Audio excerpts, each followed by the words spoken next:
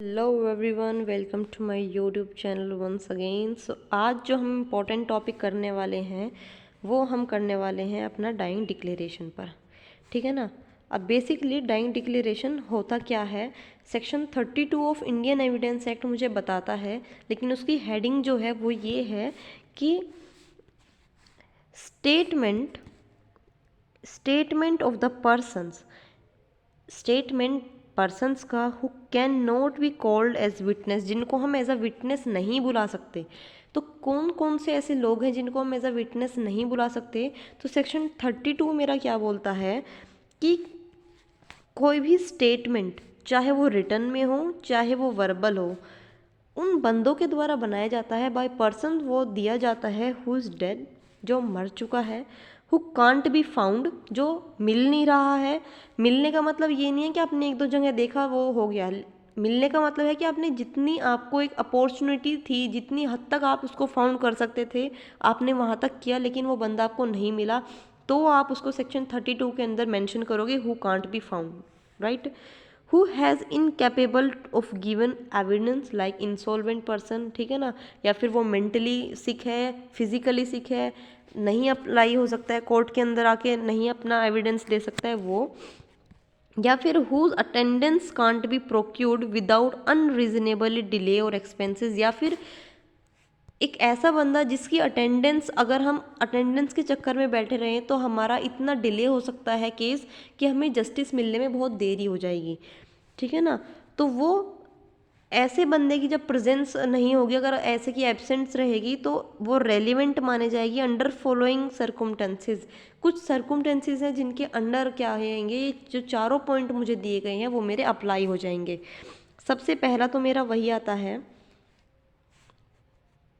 सबसे पहला आ जाता है मेरा, तो कंडीशन नंबर फर्स्ट है कॉज ऑफ हिज डेथ, जिसको हम बेसिकली बात करते हैं डाइंग डिक्लेरेशन की। आज डिटेल में हम 32 क्लोज 1 को ही पढ़ने वाले हैं।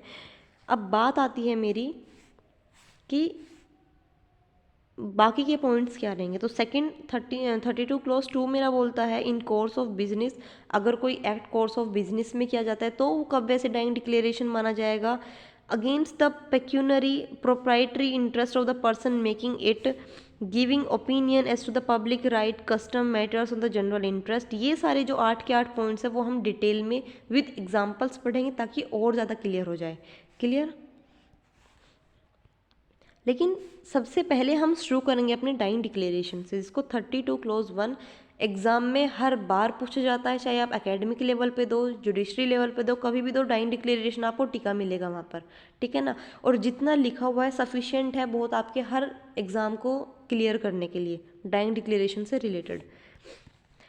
हम डाइंग डिक्लेरेशन के सबसे पहले मीनिंग पे आ जाते हैं। तो उसका मीनिंग मेरा बोलता है dying declaration is a statement relating to the case of his death, cause of his death, sorry, किस कॉज से उसकी डेथ हुई, ऐसा स्टेटमेंट।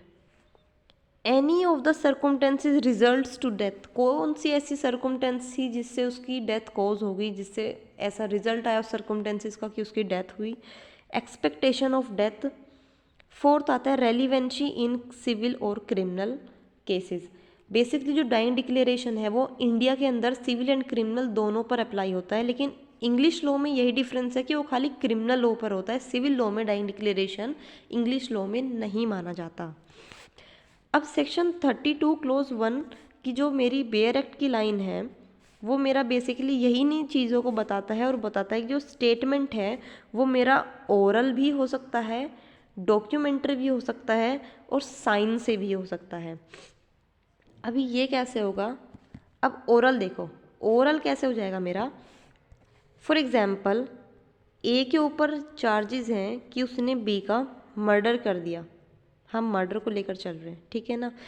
अब सॉरी मर्डर नहीं, हम यहाँ पर करेंगे कि ए के ऊपर चार्जेस है कि उसने बी का असोल्ट किया, ठीक है ना, और बी, ये चीज़ बी ने सी को बताई, तो सी का जो एविडेंस है, क्योंकि सी क्या है मेरा, हियर से एविडेंस है।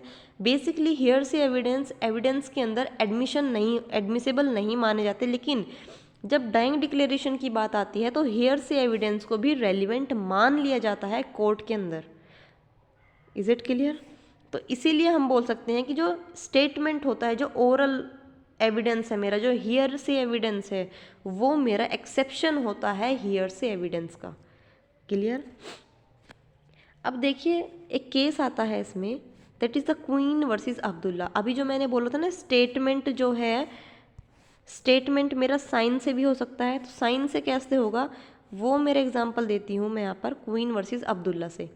इस केस में क्या हुआ था, एक लड़की थी जिसका गला काट दिया गया था अब्दुल्ला के द्वारा। उसके बाद वो हॉस्पिटल में उसको एडमिट किया गया, तो पुलिस ने उसका स्टेटमेंट लिया और जैसे ही उसने बहुत सारे लोगों को एक लाइन में खड़ा किया कि इसने आपका गला काटा है, तो हर पे सब पे वो ऐसी साइलेंट थी।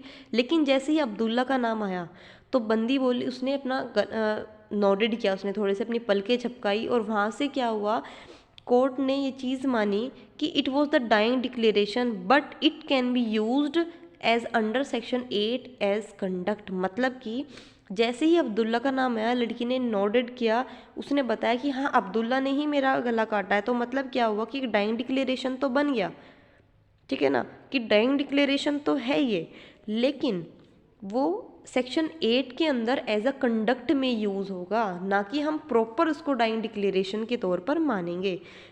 एज अ कंडक्ट कैसे होगा वो आगे जब हम पढ़ेंगे असेंशियल्स इसके, तब हम उसमें अपना क्लियर कर लेंगे। अब इसकी असेंशियल रिक्वायरमेंट्स क्या होंगी डाइंग डिक्लेरेशन में, ऐसी कौन कौन सी कंडीशंस है जो हमें माननी पड़ेगी। सबसे पहले आ जाती है मेरी, अब यहाँ पर इन्होंने बताया कुछ असेंशियल रिक्वायरमेंट्स होती हैं डाइंग डिक्लेरेशन से। सबसे पहले क्या आ जाएगी कि to whom the statement is to be made and its form, कि कौन है जो स्टेटमेंट बना सकता है डाइंग डिक्लेरेशन का।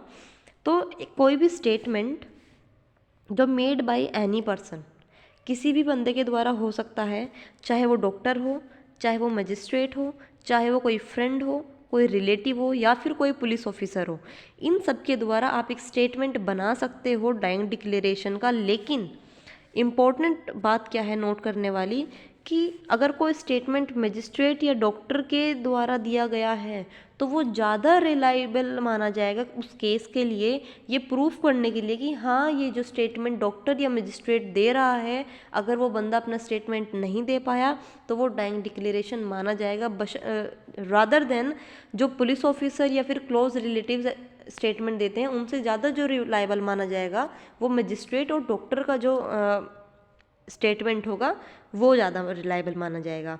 दूसरी चीज़ उन्होंने बोली कि कोई भी पर्टिकुलर फॉर्म रिकॉर्डिंग की नहीं प्रिस्क्राइब की गई है, कि आपको किस स्टेटमेंट को किस पर्टिकुलर फॉर्म में आप रिकॉर्ड करोगे, आपको वो नहीं बता रखा। क्योंकि मैंने बताया कि डाइंग डिक्लेरेशन में क्या होता है, स्टेटमेंट में ओरल भी ले सकती हूँ, डॉक्यूमेंट्री भी ले सकती हूँ और वर्बल भी ले सकती हूँ, साइन के द्वारा भी मैं ले सकती हूँ। तो एक पर्टिकुलर फॉर्म जो है वो प्रिस्क्राइब नहीं की गई हुई है।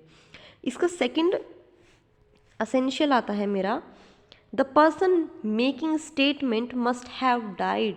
जो स्टेटमेंट बना रहा है वो डाइड, वो मर जाना चाहिए, मस्ट हैव डाइड, ठीक है ना। अब इन्होंने बोला द डेथ नीड नॉट ओकर immediately after making the statement. ज़रूरी नहीं है कि स्टेटमेंट को जैसे ही उसने स्टेटमेंट बताया वो तुरंत मर गया, वो ज़रूरी नहीं है। बट अगर कोई बंदा, अगर कोई पर्सन जो डिक्लेयर्ड हो गया है चांसेस टू लीव, सपोज करो एक पर्सन है उसको इंजरी हुई लेकिन फिर भी उसके चांसेस हैं, उसके ऐसे चांसेस बन गए हैं कि वो जीवित है, और वो अपना स्टेटमेंट देता है कि मुझे तो बी ने मारा है, मुझे बी ने असोल्ट किया है मेरे साथ में, तो वो डाइंग डिक्लेरेशन नहीं माना जाएगा, वो इनएडमिसेबल हो जाएगा। लेकिन अगर हाँ यही बंदा अगर मर जाता उस इंजरी के बाद में और अपना किसी सी को या फिर डी को, किसी और बंदे को, या फिर अपने खुद से वो एक स्टेटमेंट दे रहा होता कि मुझे सी ने मेरे साथ असोल्ट किया, मेरे साथ ए ने असोल्ट किया है और ऐसे ऐसे मेरे साथ सब कुछ हुआ है, तब वो डाइंग डिक्लेरेशन माना जाता। क्लियर? नेक्स्ट आता है मेरा थर्ड, आ जाता है मेरा थर्ड, क्या बोलता है कि the statement must relate to the cause of his death और the circumstances of the transaction which results his death. वो सारी ट्रांजेक्शन्स, वो सारे स्टेटमेंट जो जिसका रिजल्ट ऐसा हुआ कि उस बंदे की मौत कारित हो गई, मृत्यु कारित हो गई, तो वो स्टेटमेंट्स कब रिलायबल, कब एडमिशन माने जाएंगे? इन्होंने बोला कि अगर कोई भी स्टेटमेंट है डिसीज़ का तो वो रिलेट करना चाहिए उसी की डेथ के बारे में, ना कि किसी और की डेथ के बारे में। इसमें एग्जाम्पल क्या दिया है, एग्जाम्पल देखो ध्यान से, कि एक वाइफ है, उसने अपना स्टेटमेंट दिया।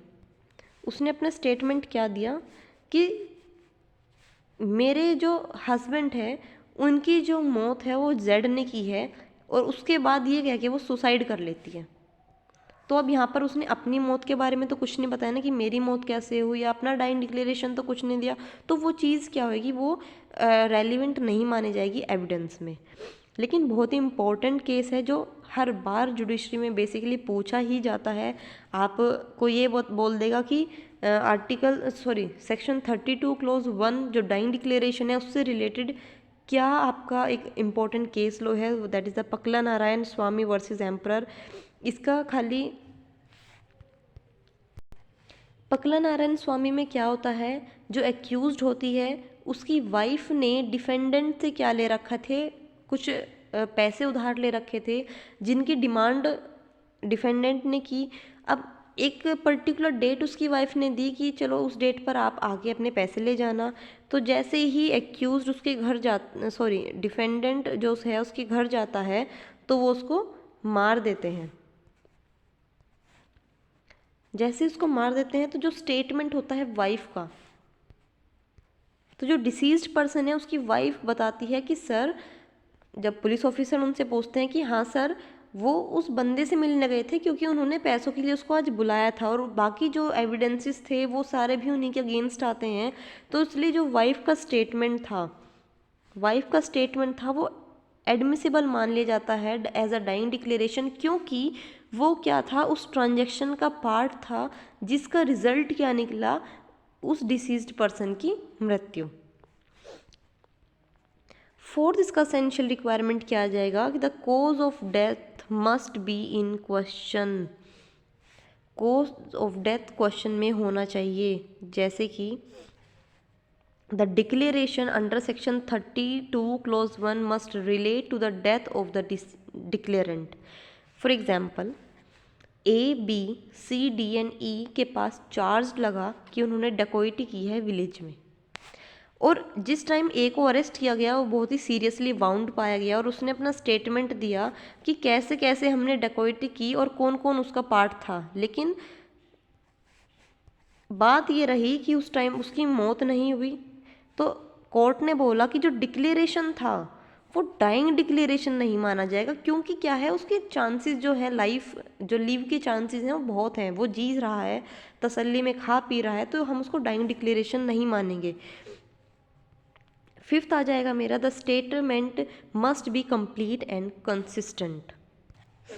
इसमें इन्होंने सिंपली एक चीज़ बोली है, if the deceased fails to complete the main sentence, for example the genesis और the motive of the crime he can't tell to the officer, then the dying declaration would be unreliable. लेकिन अगर deceased person पूरी की पूरी story बताता है लेकिन वो एक क्वेश्चन का आंसर देने में फेल हो जाता है कि क्या वो आगे कुछ और बताना चाहता है, और इससे पहले ही वो मर जाता है, तब वो माना जाएगा कि जो उसका डिक्लेरेशन था वो हम एज अ डाइंग डिक्लेरेशन मानेंगे, वो रिलायड अपॉन किया जाएगा।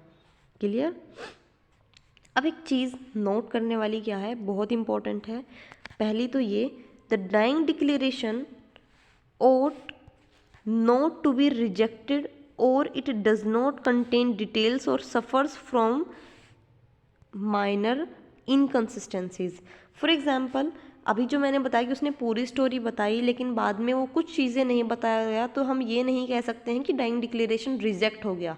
डाइंग डिक्लेरेशन इस बात पर रिजेक्ट नहीं होना चाहिए कि उसने पूरे की पूरी स्टोरी हमें नहीं बताई, कुछ इंपॉर्टेंट फैक्ट्स उसने बता दी जो फैक्ट इन इश्यूज़ में है, तब भी हम क्या उसको डाइंग डिक्लेरेशन मानेंगे। Mayor because it was a brief statement, इस चीज़ को हम ब्रीफ स्टेटमेंट है ये कहकर हम दूसरी पार्टी को छोड़ नहीं देंगे, या फिर हम उसके स्टेटमेंट्स को छोड़ नहीं देंगे, डिस्चार्ज नहीं कर देंगे, वो भी इंपॉर्टेंट हो सकते हैं केस से रिलेटेड, तो डाइंग डिक्लेरेशन माना जाएगा।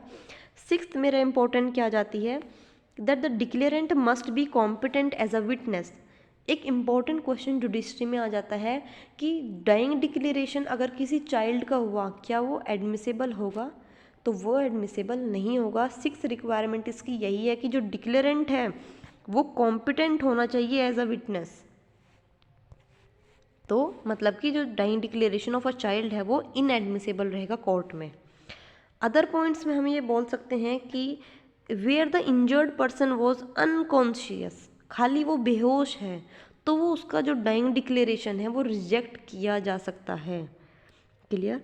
अब एक केस आता है मेरे पास, Govind Naren versus state of Rajasthan, जिसमें ये चीज़ बोली गई थी where for the some explained reason the person who noted down scribed the statement was not produced, the declaration was not accepted as the evidence। जहाँ पर आप एक्सप्लेन ही ना कर पाओ चीज़ों को, रीजंस को, तो वो आप as a dying declaration as a evidence आप उसको प्रोड्यूस नहीं कर सकते हो। 8वीं रिक्वायरमेंट क्या आती है, क्वेश्चन भी बन सकता है आपका कि क्या FIR एक डाइंग डिक्लेरेशन मानी जा सकती है? तो इसका चीज़ यही आ जाएगी कि when a injured person lodge the FIR, और वो मर जाता है, FIR लॉज के बाद वो मर जाता है, कुछ स्टेटमेंट अपना नहीं दे पाता, तो उस FIR को ही हम एक डाइंग डिक्लेरेशन, उसका एक स्टेटमेंट हम यहाँ पर वो मान लेंगे। जैसे हम एक FIR को एक डाइंग डिक्लेरेशन मान रहे हैं, वैसे ही हम कंप्लेंट को भी क्या मानेंगे, डाइंग डिक्लेरेशन को हेल्ड करेंगे। यही था मेरा पूरा का पूरा 32 क्लॉज 1 के बारे में।